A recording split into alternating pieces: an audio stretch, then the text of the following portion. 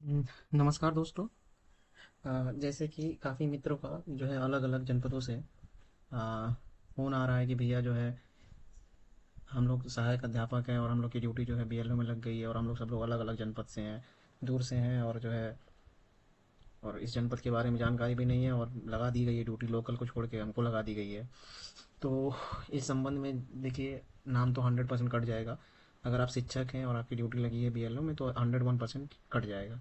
उसके संबंध में आप ये है कि जैसे जैसे मैं प्रक्रिया बता रहा हूँ वो वैसे वैसे आपको प्रक्रिया करनी पड़ेगी। आपका नाम 6 से 7 दिन में बीएलओ की ड्यूटी से कट जाएगा। सबसे पहले मैं आपको यही बता देता हूँ कि करना क्या है। ठीक है। और मैं इसमें संबंध में देखिए जो है सबसे पहले तो देखिए मैंने लिखा भी हुआ है कि बीएलओ का नाम कैसे कटवाएं। ठीक है। और दूसरा लिखा हुआ है कि बीएलओ कार्य अगर नहीं करते हैं तो क्या होगा, वेतन को रोक दिया जाएगा, कि मतलब जो है क्या होगा, क्या कार्रवाई होगी। दूसरी क्या है, क्या सहायक अध्यापक की ड्यूटी बीएलओ के रूप में लग सकती है कि नहीं, इस संबंध में इलेक्शन कमीशन का क्या नियम है। हाई कोर्ट ने बहुत सारे, सिंगल बेंच ने भी बहुत सारे ऑर्डर दे रखे हैं, एक डबल बेंच का ऑर्डर है, वो आदेश में क्या लिखा हुआ है। और दूसरी चीज़ क्या है कि अभी जो है बहुत ही जल्दी, मतलब मान के चलिए 2 दिन 3 दिन, 11 तारीख का है, 11 अगस्त को महाराजगंज में बीएसए ने एक आदेश जारी किया है जिसमें उसने साफ साफ बोला है कि जो है शिक्षकों की ड्यूटी उसमें ना लगाई जाए। संबंधित जितने भी तहसील के एसडीएम है सबको आदेश उन्होंने भेजा है। ठीक है, वो भी मैं आपको दिखाता हूँ शुरू से। और ये मेरा यूट्यूब चैनल है। ठीक है। नाम है @Arvind government teacher, government teacher. ठीक है। ये अगर किसी प्रकार का भी कोई भी, मैं जो है शिक्षा विभाग में ही बेसिक में ही अध्यापक हूँ। इस संबंध में कोई भी जो है जानकारियाँ आती हैं तो मैं जो है अपने ही चैनल पर डालता हूँ, और जिससे कि आप लोगों के लिए भी जो है सूचना के लिए एक मतलब आधार बन सके। तो ये मेरा यूट्यूब चैनल है और मैं खुद भी एक अध्यापक हूँ। प्रयागराज में ही पोस्टेड हूँ मैं। ठीक है। तो चलिए मैं बताता हूँ कि प्रक्रिया में क्या करनी है। सबसे पहले प्रक्रिया बताने से पहले मैं आपको बता दिखा देता हूँ महाराजगंज का एक आदेश। ठीक है, महाराजगंज का मैं आपको एक आदेश दिखा देता हूँ। बीएसए का आदेश है। ये देखिए बीएसए का आदेश है, महाराजगंज जिले का है। ये देखिए जो है बीएसए का आदेश है। ये देखिए जिला बेसिक शिक्षा अधिकारी महाराजगंज। ठीक है। देखिए जितने भी एसडीएम हैं, ठीक है, जितने भी एसडीएम हैं सभी को दिया गया है।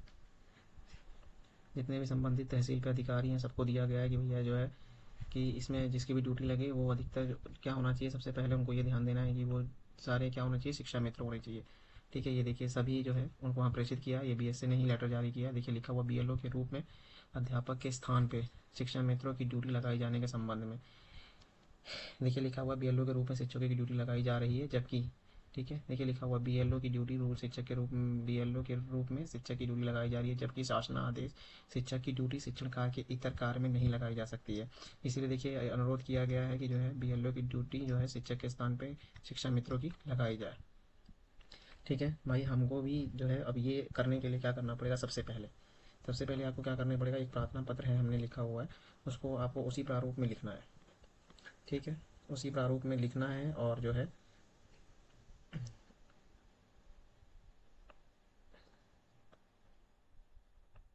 ये देखिए ये हमने जो है ये लिखा हुआ है। ठीक है, उप जिला अधिकारी, क्योंकि सारी ड्यूटी जो है किसी ना किसी जो है तहसील से लगती है, और ये एसडीएम के नाम से है और ये खंड शिक्षा अधिकारी के नाम से, सिंगल ही लेटर में दोनों लोग का नाम रहेगा। ठीक है। और ये आप देखिए सेम टू सेम ऐसे ही कॉपी कर लीजिए। ठीक है, सेम लेटर है। उसको जो है ये देखिए लिखा हुआ है ना, देखिए बीएलओ की ड्यूटी के संबंध में हाई कोर्ट के 2 न्यायाधीशों की खंडपीठ द्वारा पारित आदेश शिक्षकों को क्या है, जो है शिक्षण के इतर किसी भी कार्य में जो है लगाया नहीं जा सकता, यही आदेश कोर्ट ने दिया हुआ है। और इस ऐसे ही आप जो है एक प्रार्थना पत्र लिख लीजिए। ठीक है, सादर अवगत हो कि प्रार्थी, नाम अपना लिख लीजिए। ठीक है, यहाँ अपना नाम लिख लीजिए, सहायक अध्यापक प्राथमिक विद्यालय, यहाँ अपने स्कूल का नाम लिख लीजिए, यहाँ अपना ब्लॉक का नाम लिख लीजिए। ठीक है, जिले का नाम लिख करके कि हाँ मैं वर्तमान में यहाँ कार्यरत हूँ, महोदय प्रार्थी की ड्यूटी बीएलओ कार्य हेतु लगाया गया है, जो कि हाईकोर्ट के आदेश का अवमानना है, कंटेम्प्ट ऑफ कोर्ट है। ठीक है। ठीक है, जो कि नियम है, जो कि निम्न है। ठीक है, देखिए रिट ए, ठीक है, 12203 of 2021 Kailash Babu and another versus state of UP and 4 others में उल्लेखित हाई कोर्ट के 2 न्यायाधीशों की खंडपीठ द्वारा पारित आदेश, case Sunita Sharma versus state of UP and other 2025 ESC 1 to 8। ये देखिए डीबी लिखा हुआ, डीबी मतलब डबल बेंच के आदेश अनुसार शिक्षकों से शिक्षण के इतर कार्य नहीं लिया जा सकता है। For teachers the duty of BLO is without any authority of law. ठीक है, यहाँ लिख दीजिए, अतः प्रार्थी का नाम बीएलओ ड्यूटी से काटने की कृपा करे, अन्यथा प्रार्थी अवमानना याचिका कोर्ट में प्रेषित करने के लिए, मतलब प्रेषित करिएगा अगर नहीं काटा जाता है तो। और ये जो है आदेश की कॉपी जो है इसमें अटैच कर दीजिए, अटैचमेंट में संलग्न में रिट ए 12203/2021 का आदेश की कॉपी है। और इसी के साथ दूसरा ये लगा दीजिए, बीएसए जो है, बीएसए महाराजगंज। ठीक है, बीएसए महाराजगंज। ठीक है, बीएसए महाराजगंज का जो है वो भी आदेश लगा दीजिए। ठीक है, ये तो हो गया। ठीक है, क्या करना है ये आप दे दीजिए। और ये हमने लेटर किस बेसिस पे लिखा है या किस आधार पे लिखा है, तो ये देखिए इलेक्शन कमीशन का जो नियम है वो भी मैं आपको दिखा देता हूँ।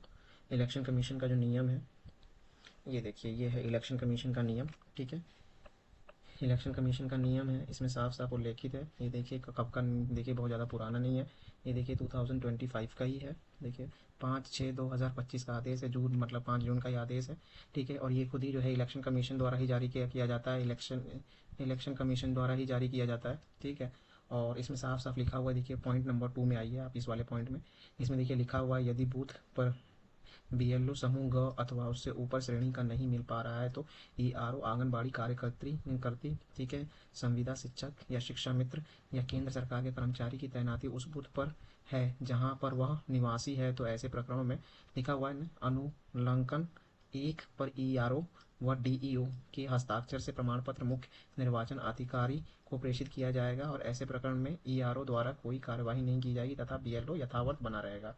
दूसरा देखिए नियम क्या लिखा हुआ, यदि किसी बूथ पर प्रस्तर पॉइंट ए 1.1 और 1.2 की किसी भी श्रेणी के क्रमिक नहीं मिल पा रहे हैं तो उसी बूथ पर के मतदाता, ठीक है, जो उसी बूथ के मतदाता हैं अगर नहीं मिल पा रहे हैं तो ऐसे क्रमिकों जो उपरोक्त श्रेणी में आते हैं किंतु वहाँ के मतदाता नहीं है, मतलब बाहर ही हैं, लेकिन उस बूथ के कार्य क्षेत्र में कार्य करते हैं या जैसे कोई सरकारी काम करते हैं, जैसे सहायक अध्यापक हो गए, लेखपाल हो गए, पंचायत सेक्रेटरी हो गए, नलकूप चालक हो गए, तो ऐसे लोगों को ऐसे प्रकरणों में मुख्य निर्वाचन अधिकारी महोदय के अनुमोदन से ही बीएलओ बनाया जा सकता है। कहने का क्या मतलब है कि सबसे पहले देखिए हमारे काम का क्या इन्फॉर्मेशन है कि सबसे पहले क्या करना है कि सबसे पहले हमारे विभाग में आप सबसे पहले शिक्षा मित्र की आप ड्यूटी लगाइए। अगर शिक्षा मित्र नहीं है तो उस संबंध में क्या है, अनुदेशकों की ड्यूटी लगाइए। हमारे विभाग में जो है जो संविदा शिक्षक है वो अनुदेशक है। और दूसरी चीज़ क्या है, अन्य विभाग में भी हैं तो उधर लगा सकते हैं, जो हमारे जो है गांव के लेवल पे होते हैं, रोजगार सेवक होते हैं। हाँ, तो अगर ये सब उपलब्ध नहीं होते हैं तब जाके किसी शिक्षक की ड्यूटी लगेगी, अन्यथा नहीं लगेगी। ठीक है, इस संबंध में देखिए कोर्ट आदेश भी है, इस संबंध में एक कोर्ट आदेश है वो भी मैं आपको अभी दिखा देता हूँ।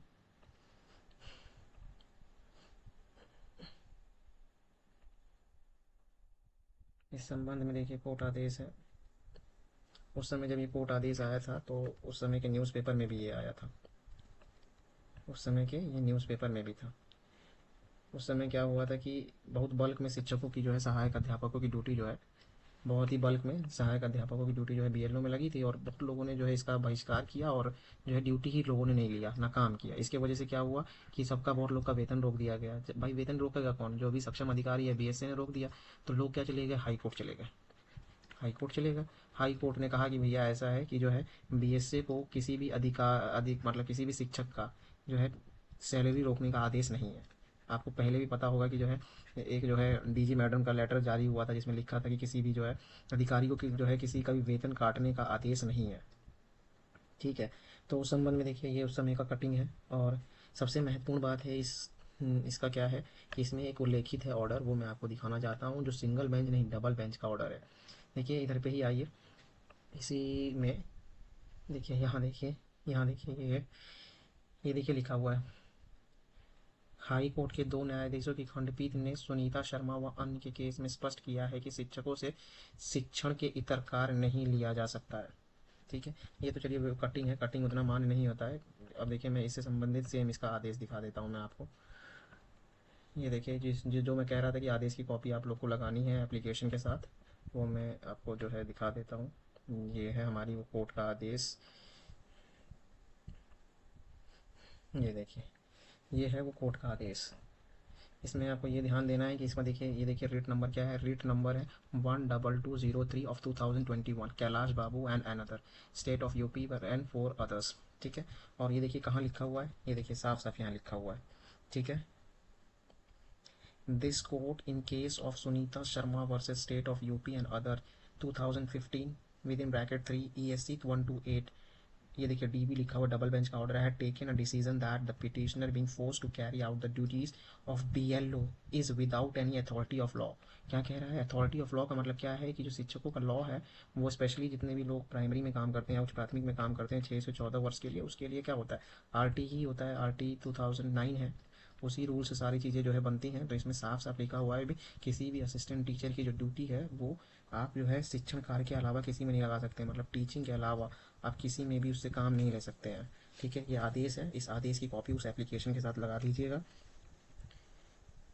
और एप्लीकेशन लगा दीजिएगा। हाँ, एक चीज़ हमेशा याद रखिएगा, वहाँ से हर हाल में, ठीक है, वहाँ से आपको हर हाल में दोनों जगह से जो है रिसीविंग लेनी है। एक तो आपको अपने बीईओ से, जो बीईओ को आप लेटर देंगे उससे लेनी है रिसीविंग, और दूसरा जो भी एसडीएम है, मतलब जो भी उप जिलाधिकारी उस तहसील का है, ठीक है, उस तहसील का जो भी है वहाँ से आपको लेना है। ठीक है, इतना आप लोग कर दीजिए, रिसीविंग रख लीजिए, काम करने की ज़रूरत है नहीं इसमें। ठीक है, इसमें भाई अगर आपने ड्यूटी रिसीव कर ली है तो कोई बात नहीं है, ड्यूटी रिसीव नहीं की है तो भी कोई बात नहीं है।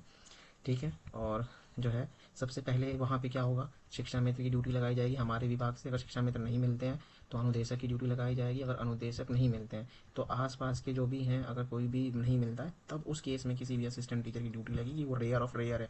ठीक है, और दूसरी बात है कि इनकी जब ड्यूटी लगेगी तब क्या है, विदाउट अनुमोदन की नहीं लगेगी। सबसे पहले क्या होगा कि वो क्या होगा, उसको अनुमोदन होना पड़ेगा कि पहले जो है यहाँ कि मैं इस अध्यापक का नाम जो है प्रस्तावित करता हूँ, और जो है फिर इलेक्शन कमीशन का जो भी उस मतलब जो है तहसील पे जो भी ऑफिसर होगा वो जो है वो उसको अनुमोदन करेगा, तब जाके उसकी ड्यूटी लगेगी सबसे लास्ट में। ठीक है, तो इस संबंध में ये है कि आप लोग एप्लीकेशन दे दिए, 7 से 8 दिन के अंदर सभी का जो है नाम कट जाएगा। और इन केस अगर नाम नहीं कटता है तो क्या, ठीक है, अगर नाम नहीं कटता है तो मैं आपको बताता हूँ कि क्या करना है। अगर आपका नाम नहीं कटता है, ठीक है, ठीक है, तो आपको करना कुछ नहीं है। नाम नहीं कटता है तो आप लोग क्या करिए कि 7 8 लोग आपस में मिल जाइए, 7 8 लोग, और ये सेम ऑर्डर की कॉपी लेके जाइए। ठीक है, 10 10 12 लोग आपस में जो है मिल जाइए, और जो है आप सीधा क्या है हाई कोर्ट जाइए, हाई कोर्ट जाइए, और ये जो सेम ऑर्डर है इस ऑर्डर को लेके जाइए, किसी भी वकील को हाई कोर्ट में दिखाइए, और विद इन 7 to 10 डेज में, ठीक है, 7 से 10 दिन के अंदर क्या होगा कि आदेश जो है, ठीक है, ऑर्डर आपके ऑर्डर आ जाएगा, और आपका ले जाके वहाँ पे जो है संबंधित बीएसए को और जो है बीओ को जो है आप दे दीजिए, रिसीव करा दीजिए, आपका नाम कट जाएगा। ठीक है, और भी अगर किसी प्रकार की समस्या आती है तो आप मुझे बता सकते हैं। ठीक है, मैं जो है विभाग में, मतलब जो भी, मैं भी इसी विभाग में एक अध्यापक हूँ, प्रयागराज में कार्यरत हूँ।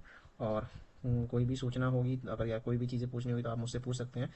मेरा जो है यूट्यूब चैनल का नाम है @Arvind government teacher, GOVT government teacher. ठीक है, ये मेरे जो है यूट्यूब का चैनल का नाम है। ठीक है, और मेरा मोबाइल नंबर है 9005703636।